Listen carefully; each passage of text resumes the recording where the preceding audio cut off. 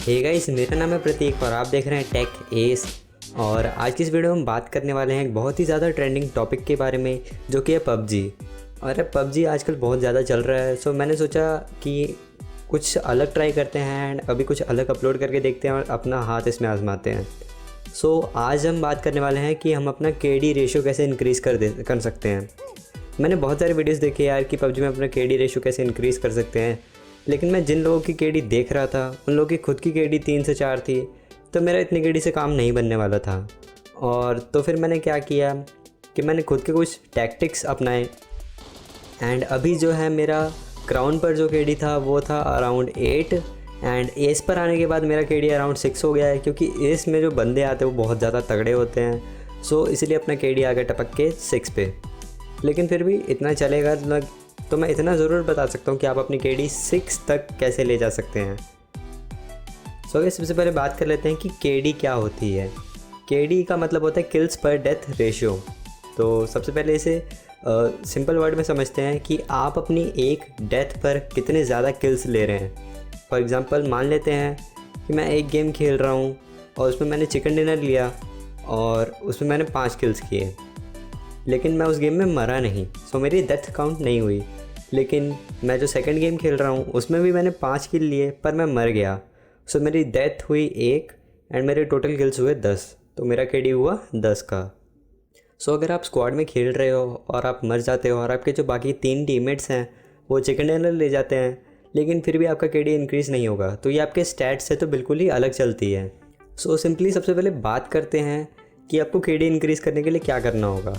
तो यार मेन चीज़ तो ये है कि सबसे पहले आप क्या करो कि आप उतने किल्स तो हर मैच में ज़रूर लो कि जितने आपको आपकी केडी चाहिए। फॉर एग्ज़ाम्पल अगर आपको आपकी 5 की केडी चाहिए तो आपको एटलीस्ट हर मैच में 5 किल्स तो करने ही होंगे, या फिर इतना भी नहीं तो आपको ज़्यादा से ज़्यादा हर मैच में चिकन पर चिकन करते जाओगे तो आपका केडी इंक्रीज़ होता जाएगा।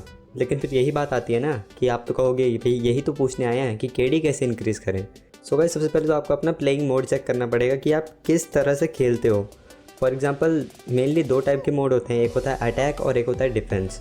ना अटैक में क्या होता है कि मान लेते हैं आप एक बिल्डिंग में हो, आप किसी भी एक बिल्डिंग में हो और सामने से आपके ऊपर 4 लोगों का एक स्क्वाड का पुश हो जाता है। सो उस टाइम आपके दिमाग में क्या चलेगा? अगर आपके दिमाग में ये चलता है कि नहीं भाई मैं कुछ टैक्टिक्स अपना कर उनको फ्लैंक वगैरह कर उनको चारों को मार दूं, तो आप मेरी बात मानिए, आप अटैक खेलिए, आपका दिमाग अटैक वाला है। और दूसरी सिचुएशन में अगर आप उसी बिल्डिंग में हो और 4 लोगों का पुश हो रहा है, एक स्क्वाड का पुश हो रहा है, सो आप सोचोगे कि यार वो तो 4 लोग हैं और मैं तो अकेला हूँ, तो मुझे डेफिनेटली छुपना चाहिए।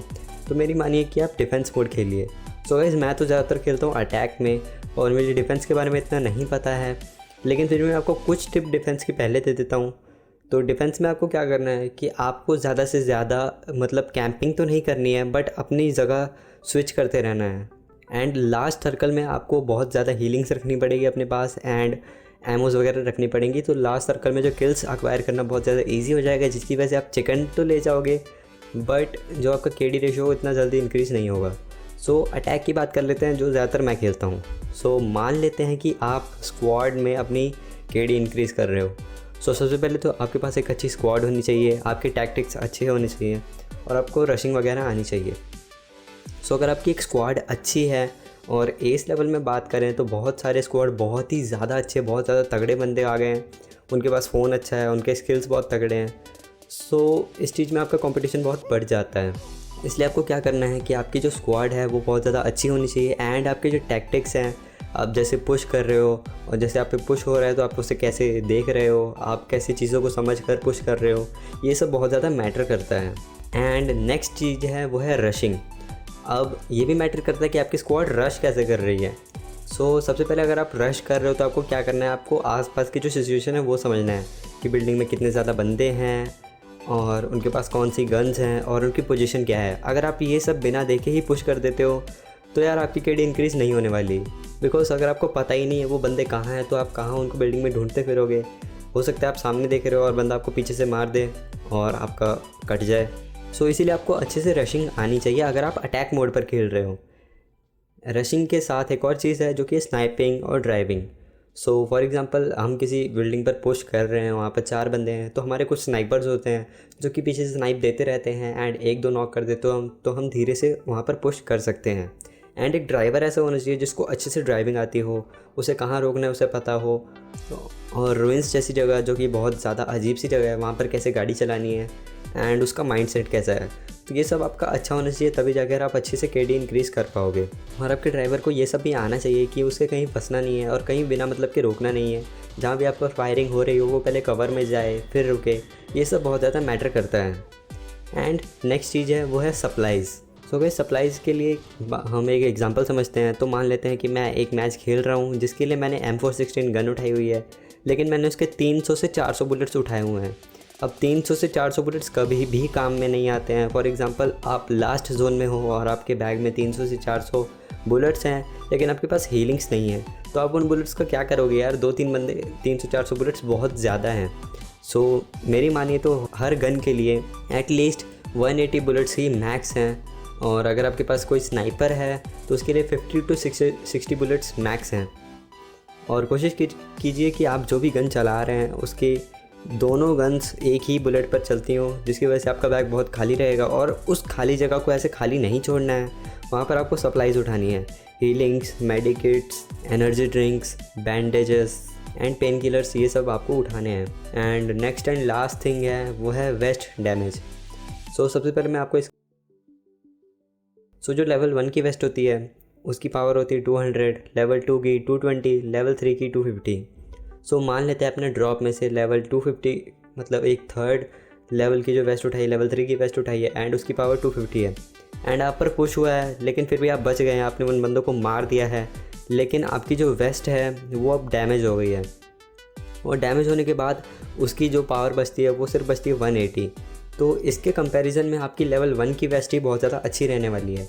सो कई लोग क्या करते हैं कि वो अपने ऊपर एक पुश करते हैं, या फिर जब उनके ऊपर पुश होता है तो उसके बाद अपनी वेस्ट चेंज नहीं करते हैं, जिसकी वजह से बहुत ज़्यादा दिक्कत होती है। अब जब भी आप बैग ओपन करोगे तो उसके साइड में आपको आपके हेलमेट की और वेस्ट की डैमेज कितना हुआ है एंड इसकी टोटल हेल्थ कितनी है, ये सब आपको देखने को मिल जाएगी। सो ये सब इसी के लिए होता है। सो आपका माइंडसेट ऐसे होना चाहिए कि अगर आपकी लेवल 3 की वेस्ट 180 डैमेज हो चुकी है एंड इसकी कंपैरिजन में आपको लेवल 1 की वेस्ट ही ज़्यादा अच्छी रहने वाली है। सो मान लेते हैं एक ऐसी सिचुएशन में आप चले गए हो जहाँ पर आपकी लेवल 3 की वेस्ट है, उसकी हेल्थ बची है सिर्फ 180, एंड आपके एनिमी की जो लेवल 1 की वेस्ट है लेकिन वो फुल रिकवर्ड है, उस पर कोई भी डैमेज नहीं हुआ है एंड उसकी हेल्थ है 200। सो जहाँ पर आप उसे 7 से 8 बुलेट मारोगे तब जाके वो नॉक होगा, लेकिन सेम टाइम अगर दोनों फायर कर रहे हैं तो अगर आपको 4 से 5 बुलेट भी मारेगा तो आप नॉक हो जाओगे। सो ये चीज़ आपको बहुत ध्यान में रखनी है कि आपको वेस्ट हमेशा चेंज करते रहना है एंड एमो से इतनी ज़्यादा नहीं उठानी है, एंड आपके स्क्वाड के tactics and rushing, sniping, driving ये सब अच्छी होनी चाहिए। एंड सप्लाईज़ पे भी आपको ध्यान देना है कि आपके पास सप्लाईज़ भी बहुत ज़्यादा नहीं है एंड आपके पास एमोस भी बहुत ज़्यादा नहीं है। सो गाइस यही थे कुछ टिप्स कि आपको अपना केडी रेशियो कैसे इंक्रीज़ करना है। सो अगर इस ट्रिक को यूज़ कर आप अपना केडी रेशियो इंक्रीज़ कर लेते हो तो इस वीडियो को लाइक ज़रूर से कर देना एंड चैनल को सब्सक्राइब कर दो, क्योंकि मैं ऐसे वीडियोस लाता रहूँगा। वीडियो को एंड तक देखने के लिए thank you and that's it for this video. I will catch you guys in the next one. Good bye.